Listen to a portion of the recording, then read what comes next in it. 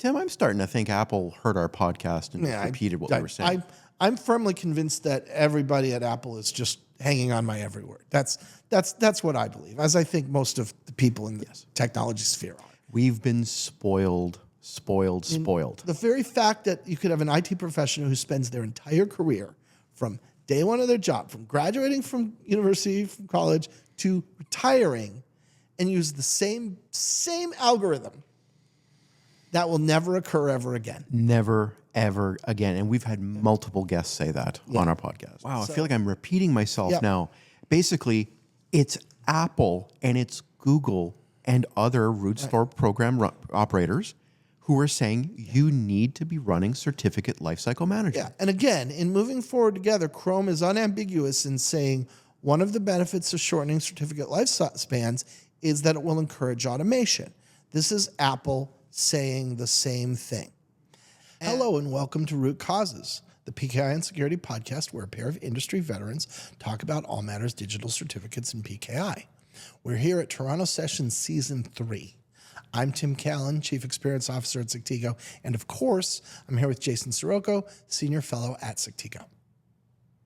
So Jason, we've talked a lot on the podcast about shortening certificate lifespans and about the Apple proposal that is, it's been a proposed ballot and it's now gone into discussion period.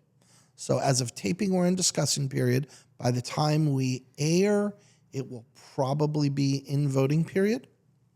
But when Apple pushed this out, this ballot, and this is the ballot that steps down to 47 days, which I think we've discussed.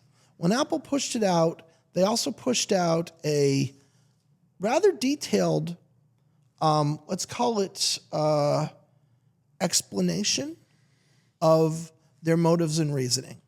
And we thought that it might be really useful for listeners and watchers of the show who don't necessarily read the kinds of things that I read at my job to just hear what Apple had to say. I think a lot of people are curious about it. When people from slightly outside of Web PKI talk to me about this, this is the kind of stuff that they want to have interpreted for them. Right. So here's what I'm going to suggest. It is 2 pages of text. So what I'm going to suggest is, why don't we read a little, unpack it, read a little, unpack it, read a little, unpack it. Does that work? Okay. It's broken into 3 sections. So it says purpose of ballot, SC081, introduce schedule of reducing validity and data reuse periods. Then it's broken into 3 sections, background, approach, and benefits. So I'll start with background and we'll make it as far as we make before we have to talk about it. Okay, background. This is all I'm just quoting from Apple. The Web PKI is a complex, integral, and dynamic ecosystem underpinning the foundational security properties of the internet. Since the TLS baseline requirements, TBRs, were first adopted in the CA Browser Forum and subsequently incorporated into various root programs as an interoperable basic threshold for participation, the topics of certificate validity and data reuse periods have been a near constant point of discussion, in large part because of the cascading impact changes to these aspects of the TBRs has on the overall health and stability of the Web PKI. The focus of this ballot is a set of changes to the TBRs. The TBRs address requirements only for certificates which are, quote, intended to be used for authenticating servers accessible through the internet, close to quote. Certificates which match or are compatible with the profiles described in the TBRs can be and are used for a variety of purposes not addressed by the TBRs, but these use cases, such as private PKIs, are not directly in scope of the TBRs nor the changes proposed in this ballot. Maybe that's a good place to stop. So basically, they're just trying to define the scope. And the scope is what we normally would call public SSL certificates or web PKI SSL certificates. They're trying to clarify. We're not trying to change private root. You do whatever you want on private roots. It's your PKI architecture. We're also not trying to change any use case that is not the web PKI. I find it a little bit surprising that people who are outside of our industry but are very interested in cybersecurity in general, when they hear about the shortened certificate lifespan proposal, whether it was Google's original or Apple's or anyone that perhaps in the future, I sense confusion that they think it means all digital certificates. And I actually think that's understandable because one of the things that's gone on is all certificate lifespans have been shrinking. Because the reasons for shorter certificates, which you and I have discussed, we laid out our 7 reasons in an earlier episode, are pretty universal. And they really apply to any kind of certificate, public or private, whatever the root case, whatever the form factor. And so we've seen certificates getting shorter across the board, right? Not just SSL. SMIME has gotten shorter, is getting shorter again. Code signing is likely to get shorter. So when you see this trend across multiple kinds of certificates, I think you can start to lump them all together.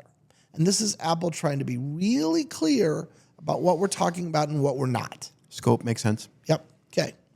Continuing.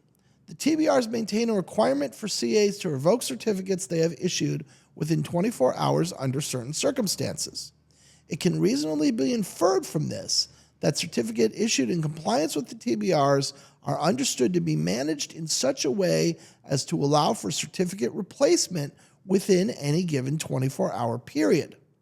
While this requirement has been part of the TBRs since its first adopted version, the reality of certificate management practices, whether policy, practice, or terminology, has not necessarily reflected such an expectation. Nonetheless, this is and has been the requirement presented by the TBRs. So what's Apple telling us there? So one of the motivators behind shortening certificate lifespans is this abject lack of agility is what you and I usually call it, certificate agility, right? And this abject lack of certificate agility causes many problems, one of which is you can't respond to a revocation incident. So the way the lack of agility manifests itself in the real world is all of these DelRev bugs that we had in 2024, where you get these organizations and institutions saying, you can't revoke my certs because if you revoke my certs, everything's going to go dark and people aren't going to be able to bank online and airplanes are going to fall out of the sky. You got CAs going, well, I don't want to make airplanes fall out of the sky, so I guess I'm not going to revoke your certs. And this is Apple coming back to say, listen, there is an expectation that this stuff needs to be done. And, we're not going to accept an I can't do it on a 200-day cert or a 47-day cert when in reality, you need to be able to do it in 24 hours. Tim, I think we were sitting right here in December recording another set of podcasts where we were talking about, isn't it wild that we live in an age of hyperautomation, agentic AI, and we're living in the same era as when, what is it about certificates and the lack of desire to automate? Yeah. I just don't get it. Yeah, exactly. And this has been true in a lot of both Apple's and Google's rhetoric, which is, number one, we're not going to accept that excuse. And number two, to turn around and say, well, it's kind of a chicken and egg problem. The reason you guys won't automate is because we accept that excuse. And if we stop accepting that excuse, you're going to go automate. Tim, right? I don't want to make this a 14-hour podcast, even though we could make it that easily. This one we could. I do want to say, I've seen comments and I've heard people say, Tim and Jay and people like them, they're just shills for people who sell the automation software, and They just are, relishing in the fact that, shortening certificate lifespans is good for their business. And it's like, guys, did you hear what Tim just said? He was reading a statement that wasn't written by Sectigo. Yeah. It was written by Apple, who's running a root program. Yeah. These changes that are trying to motivate people towards automation are coming from the root store programs. Yeah. We are responding as an industry to it. Oh, the root store programs are huge on this. I mean, this is the thing. Automation is the thing that root store programs want the most. Like if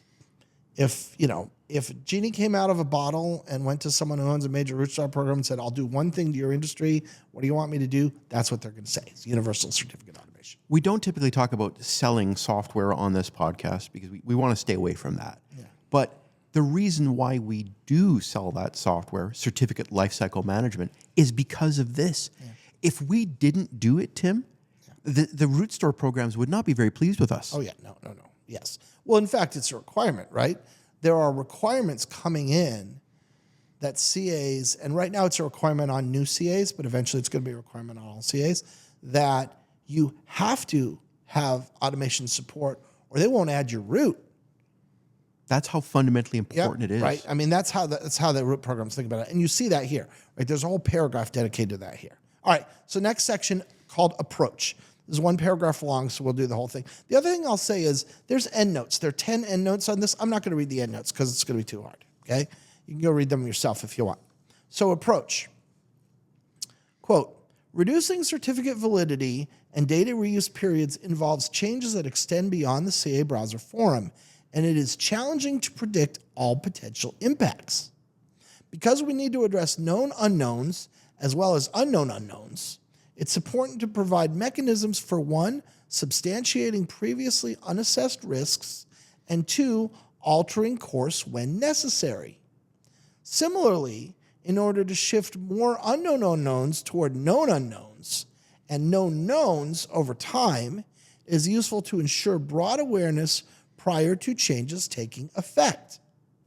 In an effort to meet these goals, this ballot proposes multiple changes over an extended period of time with the intent of setting reasonable and attainable timelines up front while still allowing for future alterations if determined to be necessary. So probably the first thing is let's clarify these three terms Apple uses. An unknown unknown, a known unknown, and a known known. So an unknown is something where it's something that matters, that's salient and important, and you don't have full understanding of it. You can categorize that into two things, and this isn't a new concept to Apple, which is known unknowns and unknown unknowns. A known unknown is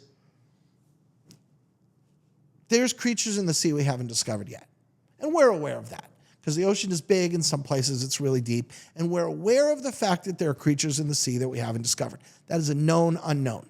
An unknown unknown is something that completely surprises you. You say, "Oh, holy smokes. We didn't even imagine that." That's an unknown unknown. And then a known known, of course, is there's millions of creatures in the sea that have already been codified, and they have Linnaean names, and we know perfectly what they are and where they fit in the family tree, right? That's a known known. And so what Apple is saying, and I think they're correct, is we need a process of discovery where these unknown unknowns get discovered, and they turn into known unknowns, and then they get looked at, and eventually they turn into known knowns. And that this is a healthy, normal process in any technology ecosystem, and that we're going to have to do that here, right? The first sentence says, reducing certificate validity and data reuse periods involves changes that extend beyond the CA browser forum. They're saying other stuff's going to be affected. We're aware of that. So what we've done is we've built a gradual progression in so that the entire affected ecosystem, or every affected ecosystem, has an opportunity to uncover and solve these things before we stampede directly to 47-day certificates. A known known, even though it's not dealt with yet. Right. We talked about that last 2 months ago when we referred to publicly trusted certificates used for purposes of client authentication. Right. We know that that's a case. Yes. What you're saying is there are many of these cases. Not all of them are known yet. Yeah, right. There will be, right? And as there are, they'll come up. And as in case anybody, for viewers you don't remember, the actual step down process is that first they go to maximum term of 6 months. They sit there for a year, and then they go to maximum term of 3 months. They sit there for a year, and then they go down to 47 days, which is supposed to be the 1 month cadence. And so the idea is that something will come up and it will start causing us heartburn when we have to do it every 6 months, but it won't break us. And then we'll say, whoa, problem. It's an unknown, right? And then we got a year to get that rectified before we go down to 3 months. And if it's something that doesn't come up on the 6 month cadence because that's still acceptable, then you repeat that same thing again. Or when it drops from 6 months to 3 months, you go, whoa, problem. It's causing me heartburn. Now you have another year to fix it, right? That's the idea. And by stepping down over the course of 3 years, right? It's a pretty significant project. What it does is they want it to, these problems to be uncovered and dealt with at a pace that doesn't cause stuff to stop working. Notice what it doesn't say, Tim. I think that's what's most interesting to me, is it doesn't say, oh, well, when we find an unknown, we're just going to reverse and stop the process. Oh, sure. Absolutely. I think that's a huge one. Say, listen, folks, this train's got to leave the station. So it's leaving. If we all work together and get on board here, it can be a great, smooth, flawless, error-free train ride. Or if you're not ready to get on the station and you have a bad day as a result, like, it's not in our control, but wouldn't it be better if we all had a good day, right? So for those of you who are using publicly trusted certificates for inappropriate reasons, client authentication, places where a private CA would be better, and all the other cases that we're going to be discovering through time, you're going to have to deal with that. And 3 years sounds like a lot, but it's not. When you come up with the entire list that we're going to come up with, 3 years is enough time, but I wouldn't just kind of while away. That's the point. Right. There's no room for laziness in this process. It's time to get going. Yes. 3 years is enough time if we get going. 3 years is not enough time if we sit and stare at our fingernails for a year. Then we'll be in trouble. There's a lot of you who like to look at your fingernails. Yeah, absolutely. All right. Benefits. Quote, the value of continuing to reduce maximum certificate validity and data reuse periods remains evident today, as described in prior ballots which proposed similar changes. In particular, the following are perceived benefits to the Web PKI. First bullets, there's 6 bullets. First bullet, certificates are representations of a point-in-time state of reality. That is, at the point of certificate issuance, all data certified therein is correct, and the process followed for that certification is accurately documented for that point in time. Parentheses with some exceptions, close parentheses. The more time passes from that moment of issuance, the more likely it becomes the data represented in the certificates diverge from reality. Thus, a reduction to both certificate lifetimes and data reuse periods increases the average net reliability of certificates. Domains change hands. Yeah. Right? Organizational information changes, right? Your company gets renamed. Your company moves its headquarters to another state. You give up control of this domain and someone else gets it. And this is Apple openly acknowledging that a certificate that is correct the day that it's issued could start being correct the day after through no fault of the cryptography or the PKR infrastructure or the CA itself. I find that as we do these podcasts, we are tending to bleed into podcasts we've done in the past. Yes. The reasons for shortening certificate lifespans is what we're talking about here. And on that podcast, you and I talked about how when it was 5-year certs, 3-year certs, 2-year certs, when you really think about it, that's an incredibly long period of time. Pretty insane. Absolutely. And even today, even with today's rules, I've walked through the math on previous episodes and shown that you can have a 100% valid cert where everything was done right, there's no misissuance, no problem, everything was correct for a domain that you have not owned in more than 2 years. And how is that okay, right? All right, next bullet. The existence of certificates with formally correct contents poses real risk to websites, domain owners, and relying parties. Both past and recent research reinforces this risk, whether with domain expiration, key access / control by third parties, or other quote-unquote security-relevant events that enable a third party to impersonate a domain outside their control, close quote. I'll keep going to the next bullet. As alluded to above, at times CAs do not issue certificates in accordance with the policies, requirements, or specifications which govern such issuance. Requiring more frequent validation of information used in the issuance of certificates and lowering the maximum validity period of certificates reduce both the risk of improper validation and misissued certificates, negatively impacting the ecosystem and its relying parties. So what are they saying here? They're saying that, first of all, the part we talked about, things get out of sync, right? And that poses a real risk. But then, quote, at times CAs do not issue certificates in accordance with the policies, requirements, or specifications which govern such issuance. So now we're back to misissuance. And this goes directly back to a huge topic that you and I have had over the last year, which is revocation. Misissuance is inevitable. Mm-hmm. Revocation is necessary. Yep. It's maybe one of the biggest reasons for certificate lifecycle management and automation and shorten certificate lifespans. Yeah. And so one of the 7 reasons we had to shorten certificate lifespans is that, unfortunately,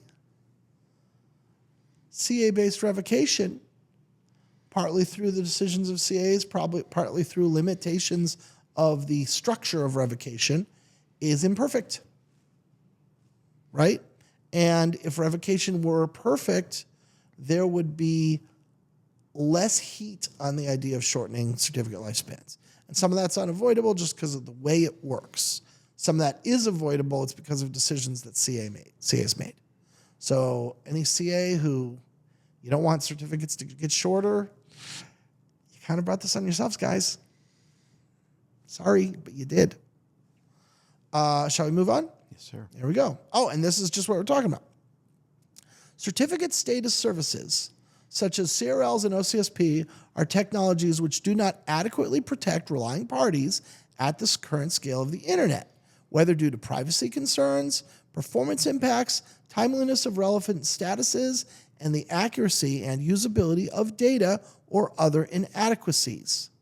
A reduction to certificate lifetimes provides firm protection to users independent of certificate status services, further reducing the associated costs to internet users. So this is one of the things we've talked about a lot, the trouble with OCSP. We had an episode called The Trouble with OCSP, right? There's OCSP privacy concerns. There's OCSP reliability, where it doesn't necessarily do what it's supposed to do when it's supposed to do it. CRL is better in terms of the reliability, but there's a real performance hit. And when you put these things together, revocation's imperfect, right? Yes. My goodness. Even if you're doing revocation, even if we didn't have problems with CAs not wanting to revoke because they have customers who don't want to automate. Right. We have enough problems with the revocation process as it is. Correct. Yeah. Just these mechanisms they have hair on them. And the solution is a shorter certificate lifespan. And a shorter certificate lifespan mitigates those problems. Exactly right. All right. Second to last bullet. Deprecating cryptographic algorithms used in the generation or certification of keys is typically a complex process affecting security critical properties of certificate use. When factoring in the ever-present risk that a weakness may be identified with an algorithm, library, or similar component of the ecosystem at any time, with or without forewarning, it is vital that the WebPKI structure itself such that a response can be made rapidly and effectively. A reduced maximum validity period for TLS certificates provides substantial support for smoothly and, when necessary, swiftly transitioning between deployed and supported cryptography. This is a favorite topic of yours, Jay. I almost wanted to jump right on it as you were saying it, because it's not just certificate agility, it's cryptographic agility. Yeah. And this is what Apple's telling you. Right. Tim, I'm starting to think Apple heard our podcast and repeated what we were saying. I'm firmly convinced that everybody at Apple is just hanging on my every word. That's what I believe, as I think most of the people in the technology sphere are. No, but seriously, they've been like this is unambiguous, and Chrome and moving forward together has been clear on the fact that crypto agility is one of their motivators. And this is Apple telling us the same thing, that crypto agility is one of their motivators. And of course, with PQC coming, we've seen the level of commitment that the browsers have to PQC. Heck, Chrome already supports it. I think Safari does too. We need to look into that. That is huge. Like, that shows that level of commitment. And it's not just about post-quantum. I've said this before. You said it before. What happens if we woke up tomorrow morning and we had to deprecate RSA? Yeah. Cryptographic agility is necessary even before post-quantum. Yeah. I mean, we talked to Michaela Mosca recently, and he was giving the chance of breaking RSA using a traditional computing architecture. He was putting it 5%. That's a lot. That's enormous. That's huge. Like, if there's a 5% chance that all of our digital systems have to stop and we have to go back to pen and paper, that's incredibly large.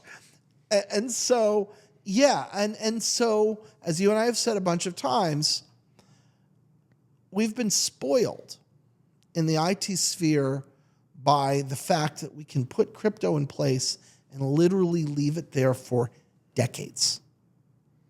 And that will never occur ever again. And we all have to get used to that. And most of us are not used to that. Yeah.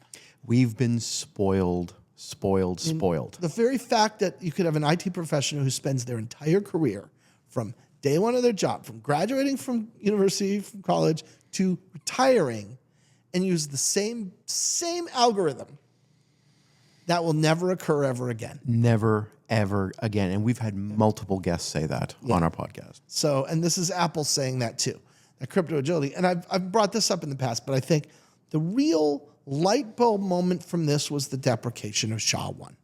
That's right. Because everybody decided we got to get off SHA-1. Oh, we need a little bit of time to get ready for that. Okay, y'all take a year, and a year from now, everybody's got to get off SHA-1. A year from now is the last day you're allowed to issue a SHA-1 certificate. Okay, we'll get right on it, browsers.